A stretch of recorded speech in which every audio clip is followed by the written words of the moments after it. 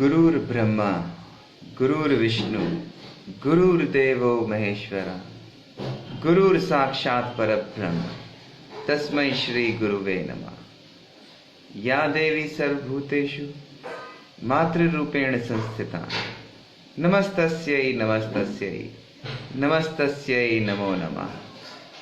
वक्रतुंड महाकाय सूर्यकोटि समप्रभा निर्विघ्नं कुरु मे देव सर्वकार्येषु सर्वदा। अनंत कोटि ब्रह्मांड नायक राजाधिराज योगीराज परब्रह्म श्री सच्चिदानंद सद्गुरु साईनाथ महाराज की। साईं महापारायणम के 20वें एपिसोड में आप सभी साईं भक्तों का हार्दिक स्वागत है। आज हम जिस शख्सियत से जुड़ने जा रहे हैं उनका नाम है श्री संजय मिश्रा जी। संजय मिश्रा जी, आपका स्वागत है। ओम साई राम भैया। ओम साई राम भैया। संजय मिश्रा जी लखनऊ से हैं और बहुत ही नेक काम कर रहे हैं, जिसके बारे में हम अभी थोड़ी देर में चर्चा करेंगे। तो आज के इस 20वें एपिसोड में स्वागत है उन सभी का जो हमारे साथ लगातार जुड़ रहे हैं। आप सभी साईं भक्तों को ओम साई राम। संजय जी, ये बताइए कि आपका जन्म कब और कहाँ हुआ? मेरा 14 दिसंबर 1965 को लखनऊ में जन्म हुआ। क्या बात है, मतलब आप शुरू से ही लखनऊ में हैं? जी सर। और बेसिक पढ़ाई भी लखनऊ में रही, लेकिन 5th 6th 7th 8th हमने गाजियाबाद से किया। अच्छा, मतलब इधर इस तरफ भी आए हुए हो? हाँ, मैं 4-5 साल गाजियाबाद से रहा और गाजियाबाद से मेरा बहुत ही जुड़ाव है और मेरे बचपन के मित्र बहुत सारे हैं। और उसमें एक अगर बाबा से रिलेटेड कोई बात सोचते हैं तो उसमें सबसे बड़ा जुड़ाव रहा है गोगी चांदना भैया से। उनके साथ मैंने अच्छा, क्रिकेट खेली। क्या बात है। गोगी चांदना जी बहुत करीबी मित्र रहे हैं सभी के। मेरे जो मित्र नहीं, पुराने मेरे जो ब्रदर बाबा के मित्र। वो गोगी चांदना जी को जरूर जानते होंगे। कई संस्थाओं से जुड़े हुए हैं, अखबार भी निकालते हैं बाबा का। तो शुरुआत करते हैं आपके लखनवी अंदाज से। जैसे कि आप बता रहे हैं आप शुरू से लखनऊ में रहे हैं, तो आपका परिवार कैसा था? जॉइंट फैमिली थी? कौन कौन था आपके परिवार में उस समय? हम ज्वाइंट परिवार में हैं यहाँ पर, और ज्वाइंट परिवार में रहना हमें पसंद भी है। हम लोग 3 ब्रदर हैं, 3 भाई हैं, मैं सबसे बड़ा हूँ। और मेरे ग्रैंडफादर धुले डिस्ट्रिक्ट में तहसीलदार हुआ करते थे ब्रिटिशर्स के टाइम में। और उनकी कैंसर से डेथ हो गई। उसके बाद में परिवार बहुत ही दुखद परिस्थितियों में पहुंचा और वो पिताजी लोग हमारे सब लोग अपने ननिहाल रायबरेली निकट में पड़ता यहाँ पर आया और फिर यहाँ से उन्होंने अपनी पढ़ाई लिखाई की। पिताजी की भी पढ़ाई हमारी 10वीं तक की मराठी मीडियम की थी। और जब मैं बाबा से जुड़ा तो इसके बाद में मैं अपने बाबा को ढूंढने के लिए भी धुले डिस्ट्रिक्ट में उनके अपने पिताजी का जो कर्म भूमि थी उसको देखने के लिए एक बार गया। और बिना किसी जानकारी के और मैं उस घर तक पहुंचा जिस घर में वो लोग रहा करते थे। क्या बात है, क्या बात। तो आपने अपनी पढ़ाई के साथ साथ आगे कौन सा कार्यभार संभाला है? कोई जॉब है या बिजनेस है आपका? भैया जी, मैंने 10वीं के 11th में मैंने जो है था डिफेंस सर्विसेज में अप्लाई किया था। और 12th के रिजल्ट के साथ साथ मेरे को वहां पर पहुंचने का अवसर मिला। लेकिन जिस घर में था उस घर में मुझे लहसुन प्याज भी नहीं खाया जाता था। और इसके अच्छा। बाद मैं उस डिफेंस सर्विसेज से जुड़ने के बाद मुझे फॉरेन सर्विसेज का मौका मिला। और उस मौके को मेरे को लगभग मैं 28 कंट्री अब्रॉड रहा एम्बेसी वगैरह के साथ में। लेकिन सर्वाइवल मेरा मुश्किल था क्योंकि खान पान मेरा उस स्तर का नहीं था। न मैं वहाँ के कल्चर को अडॉप्ट कर पाया, न वो कल्चर मुझे अडॉप्ट कर पाया। और फाइनली मैंने उस जॉब को छोड़ा। छोड़ने के बाद में लखनऊ में ही सेटल हुआ और उस सेटलमेंट में मैंने दवाई का बिजनेस किया। और ईश्वर ने मुझे बहुत तरक्की दी, बहुत तरक्की दी। और जब मैं पढ़ता था तो मेरे पास साइकिल नहीं होती थी, लेकिन जिस समय से मैंने सर्विसेज में ज्वाइन किया उसके बाद मुझे शौक जगा। सबसे पहले मैंने एक जीप खरीदी थी। इसके बाद में लगातार ईश्वर ने मुझे 4 व्हील पे रखा। और बहुत कृपा रही, बहुत कृपा रही कि जो मैं कभी भी, मुझे फाइनेंशियली कभी भी क्रंच नहीं रहा किसी चीज को लेकर। क्या बात है, बहुत खूब। देखिए, जिस फील्ड में आप रहे, डिफेंस में, और आपने जैसे अपना फील्ड बताई, उस फील्ड को लोग आसानी से छोड़ते नहीं है, मैंने जहां तक मुझे पता है। निश्चित रूप से छोड़ता नहीं है, और अगर मैं होता तो शायद कहीं और होता, इसमें कोई संदेह नहीं। लेकिन जो ईश्वर की इच्छा है, उसके आगे कुछ भी नहीं है। और एक एक्सीडेंट था, जिस एक्सीडेंट को देखने के बाद मैं बहुत ही द्रवित हुआ। और चूंकि पहले से ही थोड़ा अध्यात्म की तरफ झुकाव था, घर परिवार ब्राह्मणों के बीच में रहा हूं, तो था ही मेरा, तो उसकी वजह से मैंने वो छोड़ करके बिजनेस में आना पसंद किया। और बिजनेस में भी बाबा ने मुझे मतलब 10,000 रुपए से और न जाने कहाँ पहुंचाया। मैं लखनऊ में टाटा इंडिकॉम का यूपी का डिस्ट्रीब्यूटर भी बना, मतलब दवाइयों के काम के साथ साथ बहुत काम करने का अवसर मिला, और मैंने बहुत कमाई की। ईश्वर ने मुझे बहुत कुछ दिया। बाबा कृपा, बाबा कृपा। देखिए कि आप अपने संस्कारों से बंधे रहे हैं, अब तो ये एक बहुत बड़ी बात है कि अपने संस्कारों के साथ, अपनी धरती के साथ आप जुड़े रहे हैं, जबकि आप इतने देशों में घूमे। और ज्यादातर जिनको ऐसा मौका मिलता है बाहर जाने का और ऐसे फील्ड में रहने का, वो अपने देश को कम पसंद करते हैं। लेकिन आप अपनी देश में आए, अपनी धरती माँ के पास, तो ये एक बहुत बड़ी बात है। तो आपको मैं एक ये वाकया बताना चाहता हूँ। जब हाँ जी। मैं जापान से बाई शिप लौट रहा था, और हम्म। वो लगभग 3 महीने का समय था कि मुझे हम लोगों को कहीं ना कहीं प्रैक्टिस में भी रहना पड़ता था। लौटते हम्म। हुए 3 माह बीत चुके थे, और मैं अंडमान की धरती पे आया। तो मुझे अंडमान की धरती पे विवेकानंद साहब का वो बात याद आई कि जो जब कभी विदेश से लौटे थे, तो उन्होंने धरती के ऊपर आकर के लोटे थे आकर के कि मेरी माँ मिल गई है मुझको। बिल्कुल सही तो बात, मेरी बिल्कुल ठीक फीलिंग्स बात। उस तरह की रही। और उस फीलिंग्स में बाबा मिले, सबका मालिक एक कहने वाला मिला। तो मतलब मेरा जीवन वास्तव में, मैं अपने आप को धन्य पाता हूँ कि मैंने सच में एक अच्छी राह और अच्छे संस्कारों में, और हमारे सराउंडिंग जो भी मिलता गया वो सब मुझे एक दुबले पतले पेड़ जैसे होते हैं उसको लेके सींच सींच करके उसने एक मुझे बहुत मजबूत और बहुत मजबूत तरीके से बना करके खड़ा किया है। क्या बात है, क्या बात है। तो संजय जी, ये बताइए, सबसे पहले नाम आपने साईं का कब सुना? 1982 में मैं सर्विसेज में, मेरा हेडक्वार्टर बंबई हुआ करता था, और बंबई में मेरे पास कोई काम नहीं होता था, मैं 3 बजे फ्री हो जाता था। सुबह आप, मेरी वर्किंग जो थी वो सुबह 8 बजे से लगा के दोपहर में 3 बजे तक हुआ करती थी। 3 बजे के हम्म। बाद मुझे लगता था मैं करूं क्या, और मेरे साथ के लोग शाम को ड्रेसअप होकर के और क्लब और दुनिया की चीजों में लिप्त हो जाते थे। और वो एक कल्चर था वहां का, बुराई की जैसी स्थिति नहीं थी, कल्चर था और है अभी भी वो कल्चर। लेकिन मैं वहां से 84 सीरीज की कोलाबा से बस पकड़ता था और सिद्धिविनायक चला जाता था, और मेरे 2-3 घंटे सिद्धिविनायक में बीतते थे। उसके बाद मैं वापस चला आता था अपने, और डिनर विनर करके सो जाता था। एक दिन मेरा वीकेंड काटा, इकोनॉमी भी मेरे साथ थोड़ी, एक साधारण परिवार से निकला हुआ बच्चा था।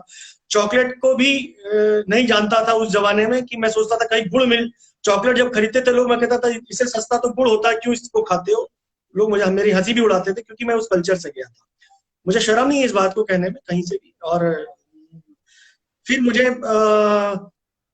मुझे लगता था मैं वीकेंड कैसे पास करूं। एक दिन मैं बंबई सेंट्रल पे खड़ा हुआ था, और बंबई सेंट्रल पे खड़े खड़े मैंने किसी से पूछा यहाँ घूमने की और कौन कौन सी जगह है। उसने बोला यहाँ नजदीक में शिरडी है, किसी ने मुझे ज्ञान दिया। तो मैंने हम्म। पूछा कैसे जाते हैं, तो बोले सामने बस जाती है, सामने ही बस का डिपो था, उसको अगार बोलते हैं, बोले सामने ही अगार है। और इत्तेफाकन मैं जब आगे बढ़ा तो शिरडी का बोर्ड लगा हुआ था, मैं उस बस में वैसा ही बैठ गया। और जब मैं शिरडी, वहां उस समय में 82 में लगभग मैं 13 घंटे में बंबई से शिरडी पहुंचा था। बड़ा रास्ता खराब था और बड़ी अव्यवस्थाओं के बीच। लेकिन जब मैं वहां गया तो मुझे जो कमरा मिला वो शायद 15 रुपए का मुझे कमरा मिला। संस्थान का उस जमाने में 15-20 रुपए वॉट एवर इट इज, एक बहुत छोटे पैसे में मिला। और खाने के जो कूपन मिले वो इतने सस्ते थे, इतनी अच्छी चाय। जब बेल बजती थी, घंटी बजती थी, तो मैं अपने रूम से निकलता और मेन गेट से जाकर के वो लाल पगड़ी पहने वालों के बीच में बैठता, और क्या कह रहे हैं ये नहीं समझ में आता, लेकिन एक आकर्षण बना। वो आकर्षण कभी कभी आंसुओं में तब्दील हुआ। और फिर वो आकर्षण जब मैं वापस वहां से आया 1-2 दिन बाद, फिर मुझे लगा कि मुझे शिरडी तो इससे अच्छी कोई जगह ही नहीं, इतने कम पैसे में, और कुछ तो है शिरडी के अंदर। और बाबा ने वो आकर्षित किया, और आकर्षण, मुझे यकीन नहीं होता कि मैं इस तरह आकर्षित हो जाऊंगा कि मैं उनका ही बन के रह जाऊंगा। क्या बात है सर, 1982 की बात बता रहे हो? मतलब 82 में तो कोई भीड़ नहीं होती होगी, इतना बड़ा मंदिर नहीं होता होगा, कोई रेलिंग्स नहीं होती होंगी, मतलब बिल्कुल आप बाबा जहाँ आरती हो रही होती होगी तो आप समाधि के तो बिल्कुल सामने बैठ के आपने करी होगी पूजा बिल्कुल, तो। मैंने उनके बीच में बैठ करके मंजीरा हाथ में मिल जाता था, मंजीरा बजाई, समझ में कुछ नहीं आता था क्योंकि वो आरती मेरे लिए बिल्कुल नई थी। सब तभी भी मराठी हम्म। आरती होती थी। हाँ, सुबह की आरती जो थी वो एक विशेष इसलिए होती थी कि जब मैं सुबह की आरती में जाता था तो मुझे बगल में जो गुरु स्थान के बगल में वो मेहंदी बड़े और इडली की जो बनती थी उसकी खुशबू मुझे जो है वो प्रेरित करती थी कि अब जल्दी आ जाओ वहां पर, क्योंकि समझ में कुछ कम आता था, लेकिन इतनी नजदीकियां थी उस शिरडी गांव की उस समय में। क्या मतलब कोई आपको उस टाइम फील नहीं होता था कि यार मैं इतने सालों तक आगे तक जुड़ा रहूंगा बाबा से, या क्या उस टाइम एहसास होता था? मुझे बस अच्छा लगता था, मुझे काइंड ऑफ अट्रैक्शन मुझे हमेशा अट्रैक्ट करता था कि मतलब ये जगह इतनी अच्छी है कि जो जो चीज समझ में नहीं आती, आरतियां समझ में नहीं आती, फिर भी मंजीरा हाथ से बजने लगता था, तो वो जो माँ सरस्वती का जो रिदम बजता था वो रिदम मुझे और बाबा की तरफ क्यों आकर्षित करता था ये तो मेरा हृदय ही समझ सकता है, मैं उस चीज को एक्सप्लेन करने में सक्षम नहीं हूँ। लेकिन तो उसने जब मुझे खींचा अपनी तरफ तो वो खिंचाव बढ़ता गया, और इत्तेफाकन शादी भी मेरी जो है वो बंबई में हुई। तो मैंने इस आरतियों को समझने की कोशिश की, और जब वो आरतियां समझ में आने लगी तो मैं तो बस, हे सदगुरु बाबा तुझ बिना आश्रय नहीं, तो मतलब वो तो भी मेरे लिए मतलब हृदय के अंदर बस चुकी है कि तुम्हारे बिना मेरा आश्रय नहीं, और वैसा ही बनता चला गया। क्या बात है। तो जब आप शिरडी में उस समय आप बाबा से जुड़े, तो बाबा के बारे में जानने की कैसे कोशिश की आपने? कैसे पता चला कि बाबा क्या थे, क्या करते थे, क्यों इनकी पूजा हो रही है, उसके बारे में बताइए थोड़ा सा जरा। मैं उस पूजा की विधान से कभी भी संतुष्ट नहीं होता था क्योंकि वो मुझे समझ में ही नहीं आता था। हम्म। विधान था चूंकि पूरा मराठी था, और उस समय में मतलब मराठी और हिंदी का थोड़ा सा क्लैश जरूर दिखाई दिया मुझे, जो मेरा अपना अनुभव कहता है। मैं कुछ हम्म। पूछता था तो बताने में लोग थोड़ा सा हेजिटेट करते थे कि ऐसा है वैसा है। लेकिन मुझे बहुत आकर्षण ये था कि कुछ तो है यहाँ पर, क्यों मुझे बार बार प्रेरित करता है कि मैं यहाँ आऊं, क्यों बार बार मुझे प्रेरणा मिलती कि मैं, जैसे ही वीकेंड आता था तो ये लगता था बस 13 घंटे बस में बैठना फिर 13 घंटे वापस जाना। लेकिन मुझे एक दो दिन और इकोनॉमिकल, बहुत इकोनॉमिक था, मतलब बंबई में अगर मैं कहीं अलीबाग जाऊं या कहीं जाऊं तो मेरा बहुत खर्चा हो सकता था। और मुझे बहुत ज्यादा दोस्तों से या इस तरीके से जो दूसरे कृत्यों में इन्वॉल्व थे उनसे मेरे को बहुत सुख नहीं था, और मुझे लगता था कि ये मैं यहाँ अकेला आता हूँ, मुझे बहुत अच्छा लगता है, बहुत अच्छा लगता है। तो बस वो आकर्षण बनता चला गया। इन बिटवीन मुझको जद्दा जाने को मिला, जद्दा में मैं मक्का मदीना भी गया। तो वो मक्का मदीना जाना भी मुझे सबका मालिक एक जो था वो बहुत आकर्षित करता रहा, और मैं आबे जमजम का जल भी लाया, और जो उस संप्रदाय के लोगों ने मुझे यहाँ रिस्पेक्ट दी तो वो मुझे और उस तरफ बढ़ाने की तरफ लगने लगी कि मैं वास्तव में सबका मालिक एक है ही, इसमें कोई संदेह नहीं। कोई संदेह नहीं है।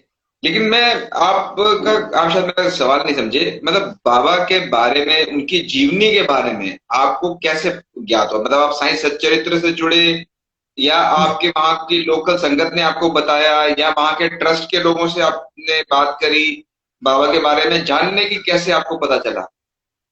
जब मैं वहां जाता था तो अक्सर लोगों से चर्चाएं होती थी, बाबा ये बाबा वो, जहां भी किसी दुकान पे जाओ किसी फोटो को पूछो द्वारका माई क्या है, तो कभी कभी वहां के लोग भी मुझे, जो नाम से तो नहीं परिचित थे लेकिन अनजान लोग भी थे, कभी कभी द्वारका माई, कभी ये कभी वो। साईं चरित्र भी मैंने पढ़ा, हिंदी अनुवाद था, मैंने पढ़ा, बहुत अच्छा लगा पढ़ने करके, और कई बार कई प्रश्नों के उत्तर भी साईं चरित्र से मिलते रहे, जिस जिस तरीके से मैं बढ़ता गया मिलते गए। लेकिन हम्म। अगर आप कहते हैं कि मेरा जुड़ाव या बाबा के बारे में, तो मेरा एक थॉट रहा हमेशा, क्योंकि बहुत सारी विषयों पे मुझे बहुत से अच्छे मंचों पे बाबा के जन्म को और इस तरह की जो विवाद रहे उसमें भी बोलने का या कहने का, अपनी बात रखने का अवसर रहा।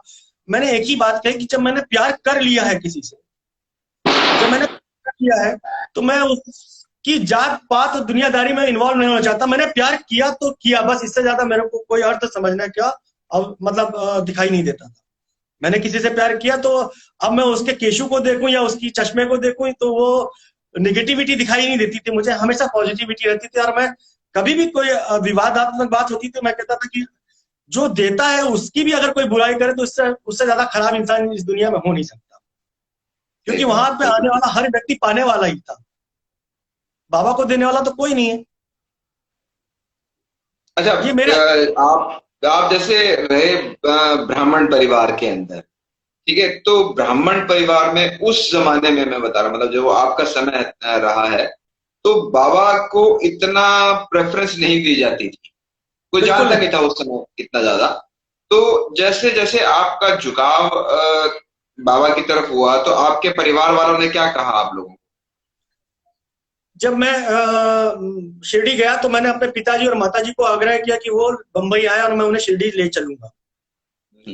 और चूंकि हम लोग बहुत इकोनॉमी सोचते थे, तो हमारे माँ पिताजी यही सोचते थे कि तुम रिजर्वेशन कराओगे तो बहुत पैसा खर्चा होगा, तो वो हमारे साथ आने को कभी तैयार नहीं हुए। लेकिन मैंने अचानक उनको टिकट भेजी, टिकट भेज करके उन्हें बुलाया और मैं उनको शिरडी ले गया।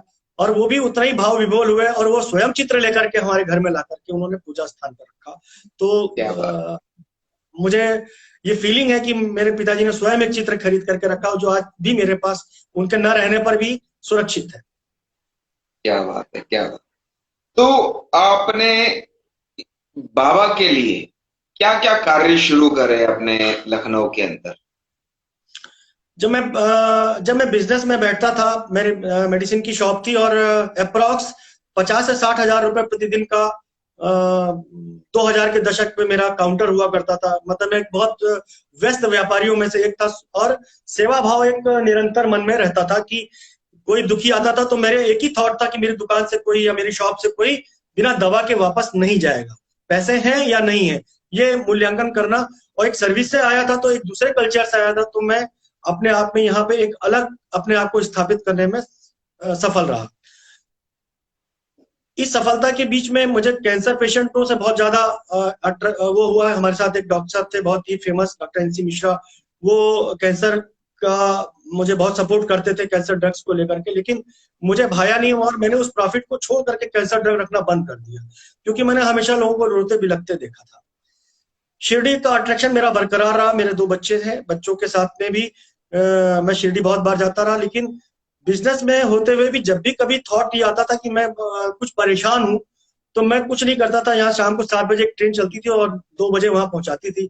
मैं उस ट्रेन को पकड़ करके और सीधा शिरडी पहुंचता था और दर्शन करके दूसरी ट्रेन से वापस आ जाता। क्या बात है, क्या बात साल में मेरे कम से कम 12-13 चक्कर होते थे, लेकिन फिर धीरे धीरे साथ बढ़ता गया लोगों का, तो ये साल के चक्कर 17-18 में परिवर्तित हो गए। और जो टीटी जाता था तो वो ट्रेन में चलता था, वो कई बार इतनी बार जाने से लोगों की अच्छी मुलाकातें होने लगी, तो मुझसे कभी ये नहीं पूछता था तुम्हारा टिकट कहाँ है। वो कहता था संजय जी आप एसी थ्री टायर में क्यों जा रहे हैं, ऐसा करिए एसी टू टायर में 36 नंबर सीट है, वो आप ले लीजिए जा करके। यानी कि मुझे डिफरेंस भी नहीं देना, प्रसाद लाए और प्रसाद दे दीजिए मुझे बस। क्या तो एक बात है, छवि क्या बात। उनकी चली गई। और हमारे फील्ड में भी मेरा जो दायरा था वो गायनेकोलॉजिस्ट के साथ में था, बड़ी फेमस डॉक्टर है हमारे साथ में सरोज श्रीवास्तव जी, उनके साथ में। और अक्सर लोग परेशान होते आते थे कि मेरे बच्चे नहीं हो रहे, मेरे ये नहीं हो रहा, तो मेरा एक ही प्रश्न होता था दवाई बहुत कर ली, अब जाके दुआ मांग लो बाबा से। और बहुत से ऐसे अननोन अननोन लोग थे जो साइंटिफिकली जो मेडिसिन में बहुत बिलीव करते थे, लेकिन वो गए और उनको लाभ मिला। और ऐसे मेरे पास 25 लोगों के से 50 मतलब 25-50 लोगों के नाम है जिनको बाबा के दर पर जाकर के लोगों को कंसीव किया और उनके बच्चे और खुशहाल जिंदगी बिता रहे हैं। क्या बात है, क्या बात है। मतलब बहुत नेक विचार और बहुत नेक भाव के साथ आपने अपना एक साईं परिवार बनाया है, मैं ये जानता हूँ। तो इस साईं परिवार की आपने शुरुआत कैसे करी, मुझे पहले ये बताइए। जो ये साईं परिवार बना हमारा, जब मैं बिजनेस में था तो जब सुबह मतलब मॉर्निंग वॉक को भी जाता था तो ओम साई राम ही होता था। वैसे मेरे घर के नजदीक एक शिव मंदिर है जिसको मैंने उस शिवलिंग में भी कई बार साईं का प्रत्यक्ष दर्शन करने की कोशिश की। ये विश्वास के लायक बात नहीं, लेकिन मुझे बहुत बार ऐसा महसूस हुआ कि सब कुछ यही है, दूसरा जगह कहीं पर कुछ भी नहीं। धीरे धीरे जब ये डेवलपमेंट होने लगा और लखनऊ में भी साईं की व्यवस्थाओं का लोगों को मंदिर काफी बनने लगे, दिखने लगे। तो लोगों के मंदिरों में कपड़े पहनाने की व्यवस्था का ज्ञान नहीं होता था, आरतियों का ज्ञान नहीं होता था। तो मैं जब शिरडी जाता था तो लोगों को ला के देता था, और धीरे धीरे वो व्यवस्थाएं बढ़ती गई और लोग मुझसे जुड़ते गए, मैं लोगों से जुड़ता गया। आज मतलब लगभग 12-13 साल पहले मेरे फादर की डेथ हुई। जब फादर की डेथ हुई तो मैंने सारा बिजनेस बंद कर दिया, सारा बिजनेस बंद कर दिया। और बिजनेस बंद करने के बाद करीब 2 महीने में अपने घर में ही एक कैद की माफिक रहा कि मुझे मुझे किसी से लगाव नहीं रखना। मैं फादर से बहुत प्यार करता था, और मैं उन चूंकि गरीब परिवार से निकल के आया था, तो मैं फादर की उन सब इच्छाओं को पूरा करना चाहता था जो जीवन में उन्होंने नहीं देखी थी। मैं फादर को अपनी गाड़ी में बैठा करके उनको ड्राइव करके दूर ले जाना चाहता था कि वो खूब घूमे। उन्हें गाने का शौक था, तो मैं सोचता था कि वो मुकेश के गाने सुने, हमें भी सुनाए। मैं उन खुशियों को उनको देना चाहता था जो उन्होंने साइकिल चला करके अचीव नहीं की थी। जब वो बीमार पड़े तो मैं बाबा के पास जाता था और बाबा से कहता था, बाबा के वस्त्र लेके आता था और उनके नीचे बिछाता था कि बाबा, इन्हें 4-5 साल की जिंदगी और दे दो जो तुम्हारे हाथ में है, अमर तो नहीं कर सकते हो तुम, लेकिन होनी तो कोई नहीं रोक सकता था। मैंने बाबा से नाराजगी रखी कि अब मैं तुम्हारे दरवाजे नहीं आऊंगा। अचानक एक दिन मेरे पास फोन आता है। लोग मेरा मजाक बाबा के नाम से उड़ाते थे, क्योंकि मैं हर कार्य बाबा के नाम से शुरू करता था और हर कार्य उन्हीं की व्यवस्थाओं से जोड़कर चलता था। अचानक एक फोन आता है कि मैं एयरपोर्ट से बोल रहा हूँ, प्रमोद मेड़ी बोलता हूँ। उस समय प्रमोद जी वहां पे प्रधान पुजारी थे। उन्होंने मुझसे कहा कि मैं प्रमोद मेड़ी बोल रहा हूँ और आप मुझे एयरपोर्ट लेने नहीं आए। तो मैंने कहा कि मैं नहीं जानता आपको। तो उन्होंने कहा कि मैं टैक्सी ड्राइवर से बात कर रहा हूँ, मेरी टैक्सी, मैं आपके घर पहुंच रहा हूँ। वो मेरे घर जब आने को हुए तो जिस रास्ते में जब मैं उन्हें लेने गया तो एक स्थान बताया कि मैं आपको वहां से पिक कर रहा हूँ। जब मैंने उनको देखा तो वो टी शर्ट और जीन्स में थे, लेकिन जब मैंने उनको देखा तो मेरे मुंह से मैं एक तरीके से बेहोश जैसा हो गया कि मैंने देखा कि वो आरती जो सुबह की काकड़ आरती, हे सतगुरु बाबा साईं, मुझे 4 लाइन वही सुनाई पड़ी और मैं उनको अपने घर लेके आया और मैंने अपने बिस्तरों में उनको स्थान दिया। और लखनऊ की स्थिति वो हुई उस समय में, हमारे घर में पुलिस पड़ी और उनके लोग मिलने जाने के लिए एक पहरा लगा दिया गया कि उनसे लोग लिमिटेड लोग मिलेंगे, लिमिटेड लोग आते जाएंगे। फिर मैं जब उनके जाने के बाद सोचा कि बाबा स्वयं तो कैसे आ सकते हैं, मुझे मनाने के लिए मैंने इन्हें आग्रह नहीं किया कभी, कैसे आए क्या आए, ये थॉट चलता रहा। तो मुझे लगा स्वयं बाबा ने अपने ऐसे व्यक्ति को भेजा है कि जो व्यक्ति वास्तव में उनकी सेवा करने वाला महान है। और फिर मैं वापस बाबा की तरफ आकर्षित हुआ। फिर मैंने अपने दोस्तों से पूछा कि मैंने अपने फादर का गया तक कर लिया है, भोज कर दिया है, मैं पापा से बहुत प्यार करता था, मैं उनके लिए कुछ कर नहीं पा रहा हूँ, मैं सक्षम हूँ, मैं कुछ करना चाहता हूँ। लोगों ने कहा कि चलो तुम लोगों को शिरडी घुमा दो। मैंने 50 लोगों का एक टारगेट रखा कि मैं ऐसे लोगों को जिनके पास पैसे नहीं है, मैं उनको शिरडी ले जाना चाहता हूँ और मैं उनको सराउंडिंग के देव स्थान जो अपने हैं उनको मैं दर्शन कराना चाहता हूँ। तो 50 की जगह 75 आदमियों का एक समूह हमारे साथ गया।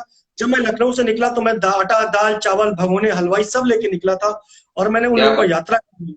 और उस यात्रा के बाद में जब मैं लौटा तो मैं जितनी बच्चियां थी मैंने उनको लिफाफे दिए। क्यों दिए इस प्रश्न का जवाब मेरे पास नहीं है, लेकिन जब मैं लखनऊ स्टेशन पे उतरा तो वो सब लोग रो रहे थे, वो सब लोग रो रहे थे, रोकर ये कह रहे थे कि ये यात्रा का अंत नहीं होना चाहिए था। भाव विभोर करने वाला आपने ये एक्सपीरियंस बताया भैया। और बहुत बहुत पुण्य कमाया है आपने, मतलब और कि वो जब अगला समय आया, लोगों ने कहा इस बार नहीं चलना है क्या? मैंने कहा मेरे पास इतने पैसे नहीं है कि मैं हर बार ऐसा कर सकूं। फिर लोगों का कंट्रीब्यूशन हुआ और दोबारा हम लोग 175 लोग जुड़े और धीरे धीरे करके ये कारवां आज 500 लोगों में तब्दील है और हम लोग 500 लोगों की व्यवस्थाओं के साथ शिरडी जाते हैं और इतना आनंद आता है। और मुझे अपने परिवार का भी ख्याल नहीं रहता कि मैं किसके साथ आया हूँ। मुझे एक ही चीजें दिमाग में रहती कि मेरे साथ गया हुआ किसी भी व्यक्ति को एक तकलीफ ना हो। और टचवुड बाबा की कृपा ये ना तो हमारे यात्रा में कोई एक डिस्प्लिन कभी किसी को खानी पड़ी, ना किसी का कभी 1 रुपया चोरी हुआ। क्या बात है, क्या बात है, जय साईं राम, जय साईं राम। मतलब अपने आप में ये एक चमत्कार ही है और बाबा ने आप पर जो कृपा कर रखी है इसके लिए शब्द नहीं है मेरे पास। मतलब जितने आप नेक काम कर रहे हैं, मतलब जो ये आप 500 लोगों का आप एक पूरा प्रयोजन करते हैं, लेकर जाने का, आने का, खिलाना पिलाना रहना, तो आप उन लोगों से कोई पैसे नहीं लेते? नहीं, जो लोग पैसे, हम लोगों का एक टारगेट रहता है, हम लोग आपस में 4-5 लोग हैं, हमारे साथ इंद्रेश भैया रहते हैं, अतुल जी रहते हैं और राजेश पटेल भैया हैं, मीनू जी रहती हैं, सब लोग मिल करके लगभग हम लोग 100 लोगों की व्यवस्था फ्री ऑफ कास्ट रखते हैं। बाकी मिनिमम चार्ज 3,000 से 4,000 रुपए का हम लोग ट्रेवलिंग चार्ज लेते हैं, और 7-8 दिन का टूर होता है जिसमें कभी कभी बंबई भी ले जाते हैं, तो कभी जो है वो पंढरपुर, और कभी मतलब यात्राएं हमेशा डिफरेंट वे में रहती, कभी महाकाल होते हुए, तो कभी इंदौर घुमाते हुए। तो देशाटन भी होता है, लोगों को अच्छा लगता भी है, और हमें भी बहुत आनंद आता है इन सब चीजों को मैनेज करने में। क्या बात है, क्या बात है। अपने आप में ही एक बहुत प्योर सोल हो गया आप, मैं आपको ये बताऊंगा। तो एक आपने अभी पीछे मैंने सुना था साईं का संगम स्नान, वो क्या चीज है? भैया मैं दिन रात, जैसे कभी किसी ने कहा कि मेरे घर में तकलीफ हो रही है, हम्म। या मेरे घर में कोरोना हो गया, तो मैं कहता हूँ घर में ही रहो, कोई दिक्कत नहीं है, बाबा की ऊदी खाओ और जो प्रिस्क्राइब मेडिसिन है उनको ध्यान दो, और मुझसे टच में रहो, कहीं दिक्कत आएगी तो मैं अपनी गाड़ी से आपको ले जाने के लिए तैयार बैठा हूँ। तो जो हिम्मत है वो बड़े से बड़े लक्ष्य को भेदने में सक्षम है। कोई भी दुख, हमारे साथ एक बार ये मीनू सचदेवा जी हमारे साथ भजन करती है जुड़ी, ये इनको मौत की कैंसरस जैसी प्रॉब्लम थी, शिरडी आई, तो मैंने इनकी इच्छा पूछी, तो इन्होंने कहा मैं दास गनू की चौतरे पे, अगर उन दिनों मैं होटल कर रहा था, और वो होटल व्यावसायिक रूप से नहीं कर रहा था, मैंने जो होटल ले रखा था उस होटल से एक ही शर्त रखी थी कि दोपहर का खाना उस घर से जाता था, तो दोपहर का खाना पहुंचाने की जिम्मेदारी मैंने ली, और होटल को मैंने 1,30,000 रुपए महीने किराए पे लिया, और लखनऊ वासी उससे बहुत खुश रहे, और मैंने न जाने कितने भाइयों के साथ में जाकर के मैंने दोपहर का खाना बाबा को खिलाया। क्या बात है, मतलब शिरडी में होटल लेके आपने कोई आपके व्यवसाय यहाँ नहीं, से खाना जाता था? जी भैया, कोई व्यवसाय नहीं किया, कोई व्यवसाय नहीं किया। और इसका प्रत्यक्ष जो है वो हमारे साईं रतन राजेश जी भी है, तो मीनू जी को भी वहां भजन गाने के बाद वो प्रेरणा मिली कि आज वो बहुत अच्छे से गा रही, उनको साईं की मीरा जैसा खिताब हमारे ग्रुप को मिल गया है उनके नाम का। और क्या बात। मतलब वो दवाइयां उनकी बंद हो गई, और वो स्वयं जो है वो बिना दवाइयों से अपना प्रफुल्लित जीवन बिता रही भजनों के माध्यम से। तो ये बाबा की दी हुई चीजें ऐसी हैं कि जो मतलब इस बैंक अकाउंट का एंड नहीं है, जितने लोग जुड़ रहे हैं हमारे साथ। क्या बात है, मतलब भजनों की बात आप जो बता रहे हो, मैंने सुना है भजनों का गाने का शौक आपको भी है। मुझे अरेंज करने का, भजन की व्यवस्थाओं का संज्ञान रखने का, और खुद भी गुनगुनाने का, वो यही सब लोग मेरे प्रेरणा स्रोत है। और मैं कभी कभी हमने बीच में जो शताब्दी वर्ष था, प्रत्येक संडे, और दिल्ली में एक बहुत बड़ा प्रोग्राम था, उसमें मुझसे पूछा गया कि आप शताब्दी वर्ष कैसे मनाना चाहते हैं, तो सब महान हस्तियां थी साइंस से जुड़ी हुई। मैंने उनको यही कहा कि मैं जहां भाव होंगे और धन का अभाव होगा, मैं उस घर में बैठ करके एवरी संडे 8:30 से 10:30, तो हमने पूरे वर्ष भर 8:30 से 10:30 संडे संडे, और 200 से लगभग 150-200 लोग जरूर जुड़ते थे, और एक कप चाय का मेरा निवेदन होता था कि आप एक कप चाय पिला दीजिए और हम उसमें भजन करेंगे। तो उन भजनों के माध्यम, उस भजनों की कड़ी में हमारे ग्रुप में जो भजन, एक ये दो लोग थे जो भजन करते थे, बाकी पूरे शहर के लोग जुड़ते थे। तो उसमें जो था वो उन भजनों में मीनू जी का स्पेशली रोल था, लेकिन भजन की शुरुआत मैं करता था और भजन का एंड मैं करता था। तो उन्होंने मुझे भजन की प्रेरणा दी और भजन थोड़ा थोड़ा गुनगुनाना सिखा दिया। क्या बात है भैया, तो दो लाइनें जरा मैं भी, हम भी सभी दर्शक सुनना चाहेंगे। मेरी खुशियों का नहीं है ठिकाना, कि मेरे घर साई आए हैं, मेरे घर बाबा आए हैं, कि मेरे घर साई आए हैं, मुझे खुशियों का दिन नजराना, कि मेरे घर बाबा आए हैं। क्या बात है, मतलब रंजीत राजा भैया ने भजन गाया हुआ, लेकिन लखनऊ ये लाइन ही आपने ऐसी गाई है कि बस भाव मन में जाग उठे हैं। बहुत सुंदर भाव। तो और जो अभी आपने अभी पीछे चलाया था प्रोग्राम, आओ चले संगम, वो क्या जी था? भैया, भैया थोड़ा सा विस्तार में बताना चाहूंगा इसको मैं। शताब्दी वर्ष में एक तो ये 58 कंटिन्यूशन प्रोग्राम ने, ये साईं की आत्मा बन गए लखनऊ शहर के अंदर, भक्तों को जोड़ने में ये आत्मा स्वरूप रहा। न जाने कहाँ कहाँ से लोग जुड़े, मंदिरों में बहुत से ऐसे लोग हैं जिनको मूर्ति छूने को नहीं मिलता था, जिनको माला पहनाने को नहीं मिलता था, उन लोगों को, वो सब ऐसे एक धरातल पर जुड़ा हुआ साईं का हमारे साथ। और एवरी संडे सबको इंतजार होता था कि कैसे 8:30 बज जाए और कार्यक्रम, चाहे धूप हो, चाहे गर्मी हो, चाहे पाला पड़ रहा हो, लोग इकट्ठे होते थे। बहुत आनंद का विषय बना। इसके बाद हमने वन विभाग से एक जगह ली और उस वन विभाग में बाबा के जो नीम और पीपल के वृक्ष हैं, जिनको बाबा का सुरक्षा गार्ड कहा जाता है, बाबा का जो किसी भी आपदा में वो वृक्ष ऐसे हैं कि कितनी भी आपदा है वो उन वृक्षों ने बाबा को सुरक्षित कर रखा है। ऐसे ही हमने 108 वृक्ष जो है लगाए। वो आज तीसरा साल चल रहा है, उनको हमने गोद लिया और उनको पोषित करके ये सोचा कि जो जो बाबा के रक्षक शिरडी में हो सकते हैं, वो धरती के रक्षक यहाँ बन सकते हैं। ये एक इस तरह का पर्यावरण का भी मैसेज रखा। तो इस प्रकार के एक्टिविटियों को मुझे बड़ा अच्छा लगता है और मुझे साथ बहुत अच्छा मिल जाता है, चाहे वो राजेश अरोड़ा भैया हो, चाहे मतलब बब्बू भैया, कल आप परसों हम उनके साथ भी थे। हाँ, परसों हमारे साथ थे, वो आप ही की बात चल रही थी उस बारे में भी कि आप भी कार्यक्रम करते रहते हैं, मंदिरों के साथ जुड़े हुए हैं, और ये मंदिर के बारे में बात करेंगे आपसे। तो भैया जी वो इस कि जो आपका आओ चले संगम, ये क्या आपने एक प्रथा चलाई है? ये प्रथा नहीं, ये समय था कि पुरुषोत्तम मास चल रहा था पिछले दिनों, और हम लोग अपने बहुत क्लोज फ्रेंड और अपनी वाइफ के साथ हम लोग पहुंचे पुरुषोत्तम मास में संगम स्नान के लिए। और जब वहां मैं पहुंचता हूं तो अविरल बहुत सुंदर वातावरण था, यमुना तट पे बैठे बोट पे, और धीरे धीरे वो केवट लेके जा रहा था, सरस्वती का आचमन कराया और गंगा के ऊपर होते हुए उसने हमको दर्शन कराया। और हम अपनी गाड़ी से ही गए थे, 200 किलोमीटर यहाँ से पड़ता है।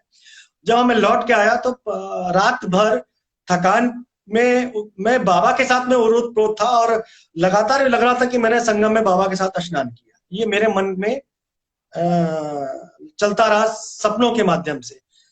मैंने अपने गुरुदेव, आप बहुत नजदीक है, सक्सेना जी से जिक्र किया। मैंने कहा गुरुजी आज तो मैं रात बाबा के साथ था और मैंने ऐसा संगम स्नान किया।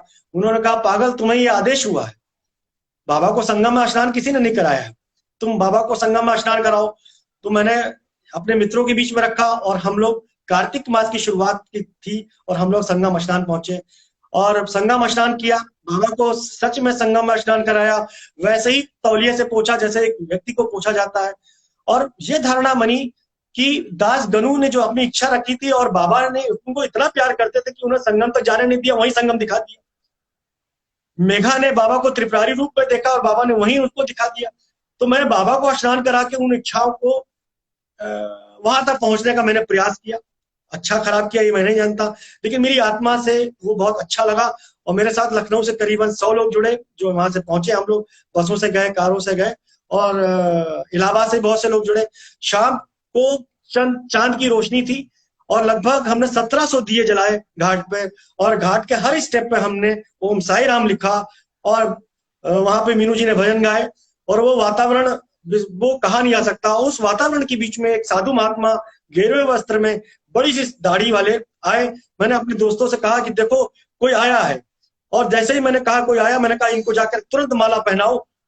कोई आया, पैर जरूर छू लेना जा करके।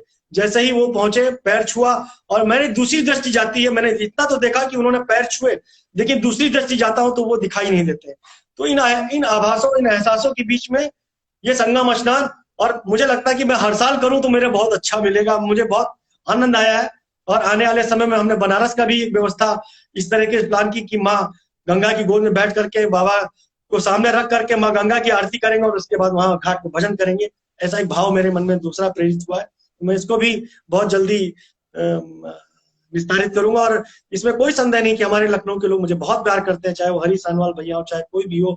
इतना प्यार करते हैं कि मेरी कही हुई बातों को वो अन्यथा नहीं लेते, तुरंत कहते हैं हाँ इसको होना ही है, इसको व्यवस्थित करना ही है, इसको चलो भाई कितनी जल्दी हो जाए तो कितना अच्छा होगा। ये बड़े अच्छे आपने भाव रखे हैं। तो मैं आपकी बात को बीच में एक चीज और ऐड कर देता हूँ कि अगले साल फरवरी मार्च में महाकुंभ हो रहा है हरिद्वार के अंदर। जी भैया। तो विचार बना लो बाबा को लेकर महाकुंभ के अंदर। बहुत सुंदर होगा। लेकिन हरिद्वार में बाबा बहुत बार रुड़की वालों भैया लोगों ने बहुत नया स्नान कराया। संगम का नया अनुभव था, त्रिवेणी थी, और इसका नाम ही संगम है। इतने दिलों का संगम था कि उसका कहना बहुत कठिन था। साईं के साथ संगम था। मैं विजुअलाइज कर रहा हूँ कि 1700 दिए अगर आपने वहां जलाए तो क्या खूबसूरत नजारा रहा होगा उस समय वहां पे। और उन दियों के बीच में जो भजन संध्या हुई होगी, उसका आनंद कितना लिया होगा भक्तों ने, इसका विवरण तो खैर हम शब्दों में यहाँ पर क्या करेंगे। जो आप लोगों ने वहां पर इस चीज को भाव के साथ जिया है, उन क्षण को, तो उसके बारे में कहना तो सूरज के आगे दिया जलाने वाली बात होगी। निश्चित रूप से इसका विवरण करना इसको, और जितने लोग गए थे उसमें नॉर्मली कोई ग्रुप जाता है तो उसमें परसेंटेज बाबा के साथ लगाव वाला कम होता है, तमाम देश पूर्ण होता है, कई लोगों को तकलीफें होती। हमारे ग्रुप में ईश्वर की इतनी कृपा है, बाबा की इतनी कृपा है कि हम सब लोग भावपूर्ण व्यवस्था से जाते हैं। मतलब अगर 100 लोग गए तो 80 लोग बिल्कुल भाव से जुड़े हैं कि मुझे बोट भी साफ करके जाकर के बाबा को बैठाना है। तो मतलब ये भाव अविरल है। मतलब इनको इनको सोच पाना, इनको समझ पाना। एक पंक्ति है वो कुमार विश्वास जी की, कि वो कहते हैं कि कोई दीवाना कहता है, कोई पागल समझता है, कोई दीवाना गा के सुनाओ, अगर सुना आगे देंगे तो गा। कोई दीवाना कहता है, कोई पागल समझता है, धरती की तड़प को तो बस बादल समझता है। इसको समझ, जो हमारी तड़प है, हमारे जो समझने वाले लोग हैं वही समझ सकते हैं कि हम किस तरह तड़पते हैं किसी चीज के लिए। जो प्यार पा रहा हूं, उस प्यार के लिए जो तड़प है वो हर व्यक्ति को समझना या सबके बीच में रखना भी मुझे लगता है हास्य का पर्याय बन सकता है। सही बात है, बिल्कुल ठीक बात है। अच्छा, अब हम आते हैं, परसों हमारे साथ राजेश अरोड़ा जी जुड़े हुए थे, तो जी वो भैया। मंदिर के बारे में कुछ बता रहे थे जिसमें आप भी साथ जुड़े हुए हैं। तो ये कहानी कैसे शुरू हुई थी, कैसे आप जुड़े और क्या आप कार्यरत है उसके अंदर? बबू भैया हमेशा हमारे साथ छोटे भाई की तरह दृष्टिगत रहे और मेरा बहुत आदर करते हैं, मेरा बहुत सम्मान करते हैं, इसमें कोई संदेह नहीं है। और वो भक्त की श्रेणी में है और हम सेवक की श्रेणी में है। बब्बू भैया के पिताजी भी साईं मंदिर बाराबंकी से जुड़े थे, उस मंदिर में मैं भी जाता था और सुबह की माला मेरी ही चढ़ती थी वहां पर। जब मैं माला लेके पहुंचता था तभी आरती शुरू होती थी। एक समय ऐसा भी था। विद्युत कांत शुक्ला जी का मंदिर था और बहुत ही दिव्य थे वो। और उनके पिताजी से भी मेरा संपर्क रहा, लेकिन ये बात मुझे बाद में मालूम चली कि ये बब्बू भैया के ही पिताजी हुआ करते थे। लेकिन बब्बू भैया का जुड़ाव बाबा से, उस मंदिर से जुड़ा, और बब्बू भैया ने भी बताया। और इसके बाद में जो ये हमारे साप्ताहिक कार्यक्रम हुए, इन कार्यक्रमों में बहुत सबका पारिवारिक लगाव हुआ। सब एक परिवार से परिवार जुड़े और एक माला मोती की तरह बनती चली गई। लखनऊ में शाही परिवार एक बहुत सुदृढ़ और सक्षम शाही परिवार है कि जो किसी भी काम को करने में सक्षम। क्या बात है, बहुत खूब, बहुत। तो अपनी लाइफ में भैया आपका ऐसा एक एक्सपीरियंस बताओ जो बिल्कुल लाइफ चेंजिंग लगे है भक्तों को, कि हाँ, कि एक ऐसे भाव के साथ बाबा ने कोई ऐसा खास चमत्कार आपकी जिंदगी में किया हो। ये सांसें बाबा की, ये सांसें जो चलती है तो ये भी चमत्कार से कम नहीं है। तो हर पल बाबा के लिए जीना चाहता हूँ। और मेरे द्वारा शुरू हुई कोई भी व्यवस्था वो वहां तक पहुंचे, इसका संज्ञान हमेशा लेना चाहता हूं मैं। जीवन में एक क्षण आया कि बिजनेस हमारा बिगड़ गया और कुछ एक हमारे साथ एक घटना घटी। तो उसमें पिताजी की डेथ के साथ साथ में जो टाटा इंडी काम का काम था, वो करोड़ों का काम था, वो अचानक बिखर गया क्योंकि मैं उस पर ध्यान नहीं दे पाया। और उसमें लगभग मेरे पास 90 लाख रुपए का एनपीए हो गया। इसमें कोई संदेह नहीं कि उस समय भी मेरा घर जो था 2-2.5-3 करोड़ का था, इसमें कोई संदेह नहीं। लेकिन उस घर में बैठने वालों में हमारे मनहर जी भी हमारे घर भी आया करते थे। और स्वामी मतलब जगत गुरु शंकराचार्य से लगा करके बहुत से लोगों ने हमारे घर में, यानी कि चाहे वो अयोध्या के संत हो, चाहे वो मुरारी बापू रहे हो, मुझे हर व्यक्ति की सेवा, चिमयानंद बापू हो, कथा कभी लखनऊ में हुई तो वो मेरे घर अवश्य आते थे और वो मुझे ज्ञान देते थे। और हमें उनके चरण धोने का भी मौका ऐसे लोगों का मिला जो मेरे घर में आए। और तो मैं उस घर को छोड़ना नहीं चाहता था यद्यपि, लेकिन फिर भी व्यवस्थाएं बिगड़ी थी। मैं बहुत परेशान रहता था, मैं घर में किसी से कहता भी नहीं था। तो मेरी पत्नी ने मुझसे कहा कि तुम इतना क्यों परेशान रहते हो? तो मैंने कहा, तो उन्होंने कहा जब इतने दिन तक बाबा ने तुमको सब कुछ दिया तब तुमने किसी से जिक्र नहीं किया इस बात का, कोई विद्रोह नहीं किया, कभी खुश, मतलब हमेशा खुश रहे। और एक दिन तुमसे अगर कोई चीज छीन ली है तो तुम इतना क्यों परेशान? बस वो एक टर्निंग पॉइंट हुआ मेरे लाइफ में। मैंने फिर बाबा की तरफ दृष्टिगत किया और मैंने सोचा कि मैं इसको फेस करूंगा, मैं मकान नहीं बेचूंगा, मैं फेस करूंगा। और मैंने फेस करने के संदर्भ में जब मैं आगे बढ़ा, तो जो वकील साहब मिले, वो कभी मेरे द्वारा साईं की कोई, उनकी कोई प्रॉब्लम थी वो दूर हो गई, लेकिन मैं ये नहीं जानता था कि साईं ने उनकी प्रॉब्लम दूर कर रखी और वो मुझे दूसरे नजरिए से देख रहे हैं। जब उन्हें मालूम चला तो उन्होंने कहा, संजय जी आप क्यों परेशान हैं? और वो मेरे पास 50,000 रुपए लेके रखे आए और उन्होंने कहा, संजय जी अभी आप थोड़ा प्रॉब्लम में, ये पैसे रख लीजिए आप और अपना काम चलाइए, मुकदमा लड़ना तो मेरा काम। पहली कृपा तो ये हुई कि मतलब एक मैंने पहला वकील, वकील देख रहा हूँ जो फीस लेने के बजाय उल्टा पैसे आपको दे रहा है। इन बिटवीन करीबन 8-9 महीने बीते, पत्र पत्राचार और कोर्ट कचहरी के, लेकिन मुझे संज्ञान में नहीं चल रहा था कि, मैं कहता था भाई मुझे बताओ नहीं, मैं कोर्ट कचहरी से बहुत डरता हूँ, ये किसी तरह निपटाना है मुझे, पैसा तो लिया है तो देना ही है, बैंक का एनपीए हुआ है तो, और 90 लाख रुपए अमाउंट बहुत बड़ा होता है। मैंने उनसे कहा कि इसको निपटाना, वो मेरे पीछे पड़ा कि मुकदमा मैं 20 साल लड़ लूंगा, तुम परेशान मत हो। मैंने कहा नहीं, मुझे निपटाना है। मैं उनके पीछे पड़ा और उन्होंने उस तरीके से केस लड़ाया, तो एक दिन मुझे कचहरी में हाजिर होना पड़ा। जब मैं कचहरी में गया, बैंक के वकील थे, हमारे वकील थे, रजिस्ट्रार साहब थे, जज साहब यहाँ बैठी थी, उन्होंने मुझे देख करके साईराम बोला क्या बात है। और उन्होंने पूछा कि अरे आप यहाँ कैसे? तो मैंने कहा कभी कभी भक्तों को भी भगवान से काम पड़े, मेरे मुंह से ये निकल पड़ा। मैंने कहा आज जहाँ आप बैठी हूँ भगवान है और मैं एक छोटा सेवक हूँ, आपने साईराम बोल के मेरा अभिवादन किया, मुझे इससे बड़ी खुशी कोई नहीं है और मैं इस कचहरी में अब बैठना नहीं चाहता हूँ। मैं आंसुओं से विहीन हो गया वहां पे। उन्होंने कचहरी बर्खास्त कर दी और उन्होंने मुझे अपने चैम्बर में बुला लिया। पूछा क्या हुआ? मैंने कहा कि कंपनियों से कुछ गड़बड़ हो गया और कंपनी ने मुझे ठग लिया है और ऐसा ऐसा हो गया घटना। उन्होंने कहा बिल्कुल कोई चिंता मत करो। उन्होंने बैंक वालों से पर्सनल रिक्वेस्ट की और उस लोन को 40 लाख रुपए में तब्दील कर दिया, 90 लाख से क्या चालीस बात। लाख क्या कितना दे सकते हो संजय? मैंने कहा मेरे पास अकाउंट में 3,000 रुपए है। हंसने लगी कि 3,000 रुपए में सेटलमेंट नहीं हो सकता।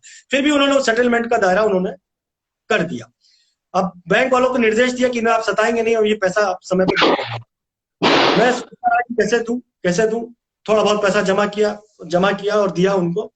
अचानक एक दिन एक भाई साहब मेरे पास आते हैं जो विदेश में रहते थे। उनकी माता जी यहाँ रहती थी और उनकी मैं दवाइयों का ख्याल रखता था जब मैं दवाई के व्यवसाय में था। तो उन्होंने उनकी एक प्रॉपर्टी थी जिसके वजह से उनको बहुत बाहर रहते थे, तो वो लीज खत्म हो रही थी, उसमें बड़े बड़े नेताओं का यहाँ पे हाथ रखने की कोशिश कर रहे थे वो लोग। तो उनको वो लीज में मैंने उनकी मदद की और एक यहाँ पे कमिश्नर थे तो वो मेरे परिचित थे थोड़े से। तो मैंने उनसे निवेदन किया कि भैया एक प्रॉब्लम है, इनकी प्रॉब्लम दूर कर दीजिए, लेन देन की प्रक्रिया में आप स्वयं जुड़िए, हमको मत रखिए इसमें और आप दूर कर दीजिए। उन्होंने मेरा सम्मान किया और उन्होंने उनकी लीज का मतलब तीसरे दिन ही सब कुछ खत्म कर दिया जो बरसों से चला रहा था कार्यक्रम। 3 दिन में उनका कार्यक्रम हो गया। इसके बाद उन्होंने उस जमीन का सौदा वौदा किया और जो भी कुछ किया, जिसने जमीन ली भी वो भी हमारे परिचित थे, तो मैंने मिलवा दिया। और मैं कभी सोच भी नहीं सकता था कि, और मुझे एक ही शौक था, मैं हर साल गाड़ी बदलता था अपनी शुरुआत। मैं दोबारा इंश्योरेंस कराने के पक्ष में नहीं रहता था, मैं गाड़ी बदल लेता था शुरुआती दौर में। तो वो उन्होंने कहा संजय जी आपका ये शौक है और आप गाड़ी बहुत समय से रख रहे हैं। मैंने कहा प्रॉब्लम आई तो गाड़ी भाई कहाँ से बदल सकता हूँ मैं। तो वो मेरे पास जब उनका वो सब कार्यक्रम निपट गया और वो बहुत स्मूथ हुए, तो उस स्मूथ में वो उन्होंने मेरे पास रात में आए और लगभग 35 लाख रुपए लेकर के मेरे पास कैश खड़े हो गए। कहने लगे संजय जी ये पैसे आपके हैं कि अगर कोई ब्रोकर करता तब भी मुझे देने ही होते, मैं किसी उससे कमिश्नर का कभी काम कराता तब भी मुझे देने ही पड़ते, कहीं ना कहीं पैसे पैसे ये आपके ही। मैं प्रॉब्लम देख करके, मैंने पैसों को देख इतना पैसा देख करके मैं एकदम वो हुआ कि मैंने कहा नहीं। मैंने फिर विचार, वो पैसा छोड़ के चले गए। मैंने उसमें से उनको 10 लाख रुपए फिर वापस कर दिए कि मेरी जरूरत इतनी नहीं है, निश्चय बाबा ने ऐसा करके भेजा है। और मैंने वो 25 लाख रुपए बैंक में जमा किए, जिसका मुझे कभी सोच भी नहीं सकता कि आप खुद सोच सकते हैं कि इतना इतना कौन कर सकता, आप कभी सोच ही नहीं सकते इस तरह का। लेकिन जिसका खुदा इतना मेहरबान हो, तो ये गधा पहलवान बनने को तैयार था, गधा पहलवान बना। और बाबा ने इससे बड़ा एक्सपीरियंस, मतलब ऐसे अनुभव की हमारे साथ रहे कि मैं कह नहीं सकता। मतलब मैं दिन रात उन्हीं की प्रेरणा से जीता हूँ और उन्हीं की व्यवस्थाओं में लगा रहता हूँ कि हर दिन की शुरुआत उन्हीं से और हर रात जब सोऊं तो वही सामने। क्या बात है, क्या बात है। मतलब ये तो, मतलब आज की डेट में दुनिया में लोग किसी को कुछ हजार देने में ही कतरा जाते हैं और एक व्यक्ति आके इतनी बड़ी अमाउंट आपको ऐसे ही देके जा रहा है, ये अपने आप में किसी चमत्कार से कम नहीं है।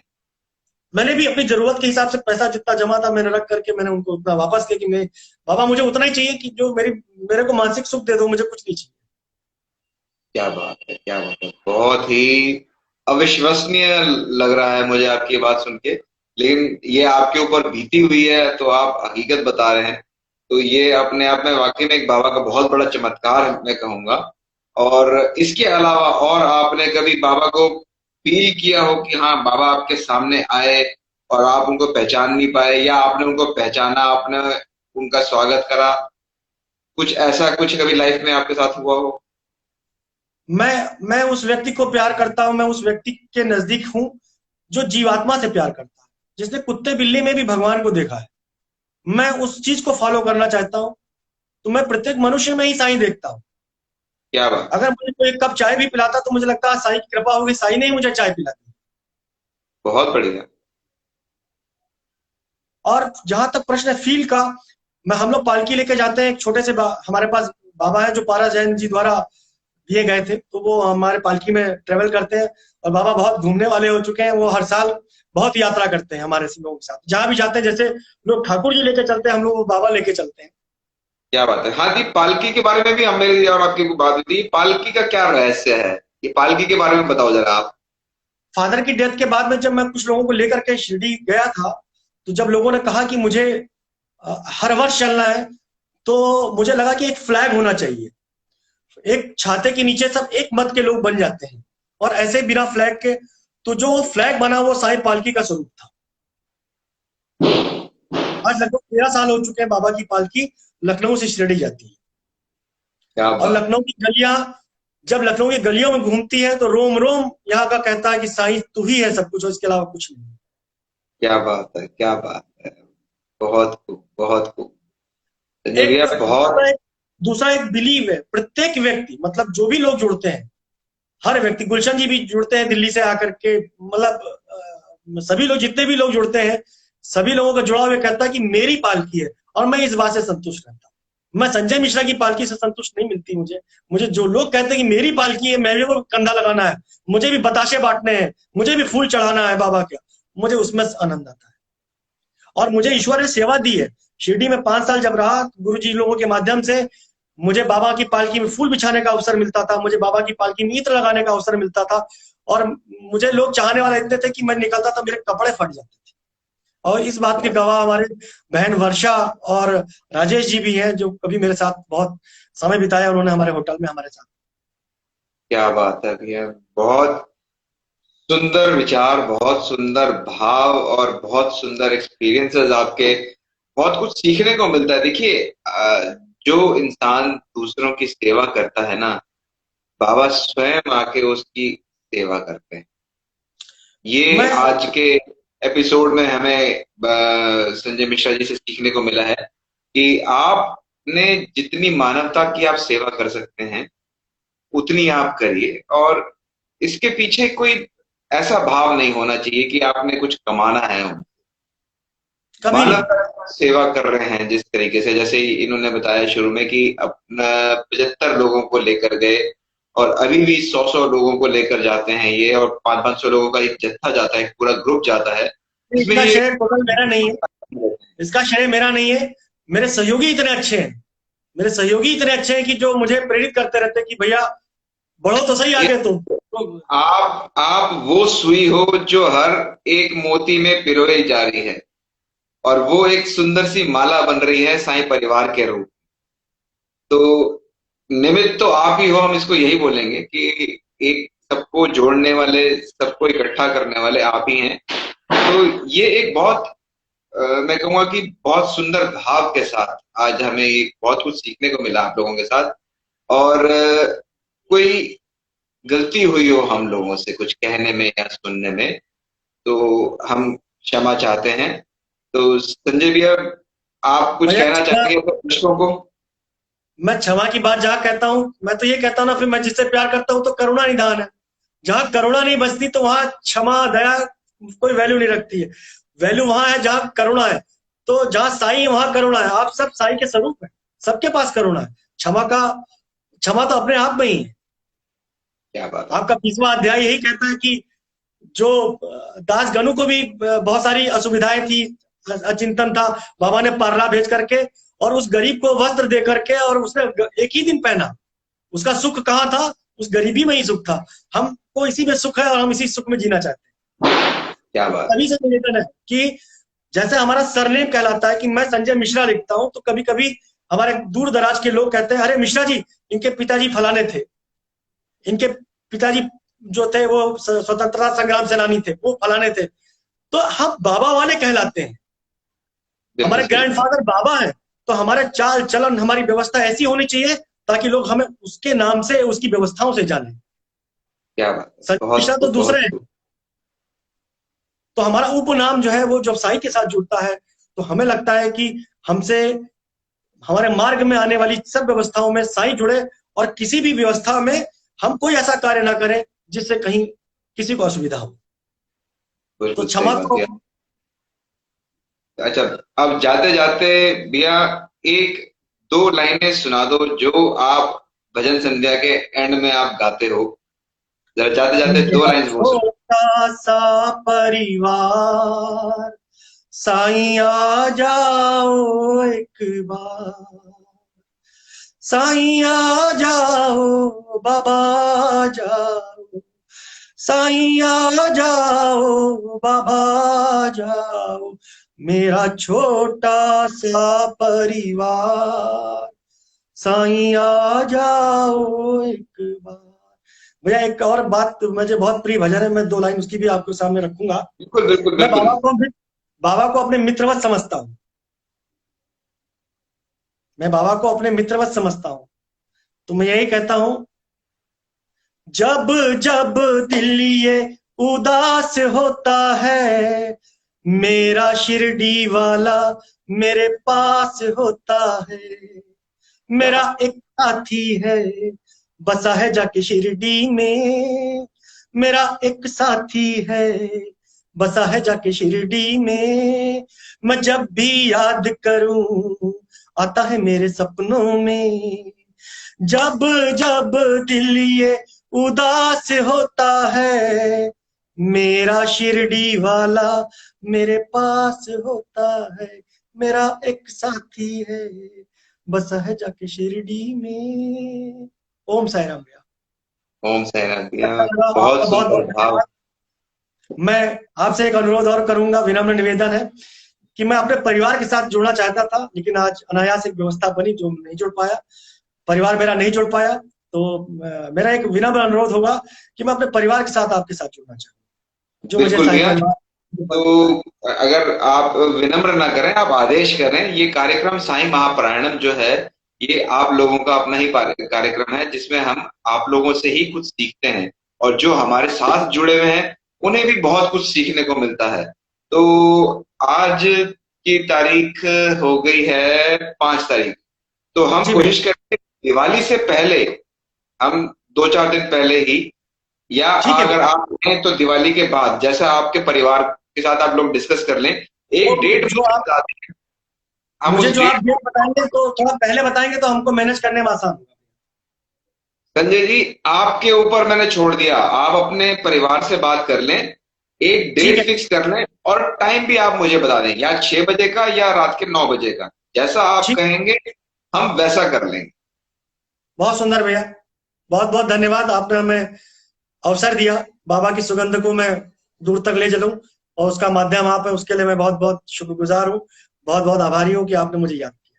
ओम साई राम नहीं, भैया। बहुत बहुत धन्यवाद। ओम साई राम सभी साईं भक्तों को। और जितने भी भगत हमारे साथ यहाँ जुड़े हैं, या आगे हमें लाइव देखेंगे, या आगे हमारे यूट्यूब चैनल पर हमें देखेंगे, वो भी अगर हमारे साथ ऐसे ही जुड़ना चाहते हैं, तो आप हमें 8527323121 पर व्हाट्सएप कॉल कर दीजिए, या आप मैसेज करिए साईं महापारायणम लिखकर।